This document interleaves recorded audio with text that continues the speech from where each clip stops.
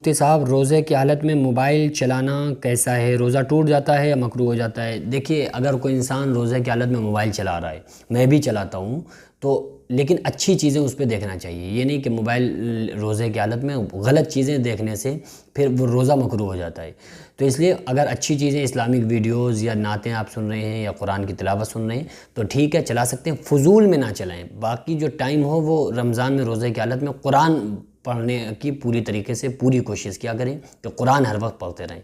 بہرحال اگر آپ کوئی شخص موبائل چلا رہا ہے، ضرورت کے طور پہ چلا رہا ہے، یا اس میں اچھی چیزیں دیکھ رہا ہے، نالج والی چیزیں دیکھ رہا ہے کہ آپ کو دین کی جانکاری ہو، اسلام کے بارے میں آپ جان رہے ہیں، یا آپ قرآن کی تلاوت سن رہے ہیں، یا اچھی چیزیں اگر دیکھ رہے ہیں تو کوئی پرابلم نہیں ہے، آپ دیکھ سکتے ہیں، موبائل چلا سکتے ہیں۔ لیکن اگر اس کے ذریعے سے خبط کوئی چیزیں دیکھ رہے ہیں تو پھر اس سے آپ کا روزہ مکروہ ہو جائے گا۔ بہرحال میں یہی کہوں گا کہ آپ روزے کی حالت میں جتنا ہو سکے قرآن کی تلاوت زیادہ سے زیادہ کیا کریں۔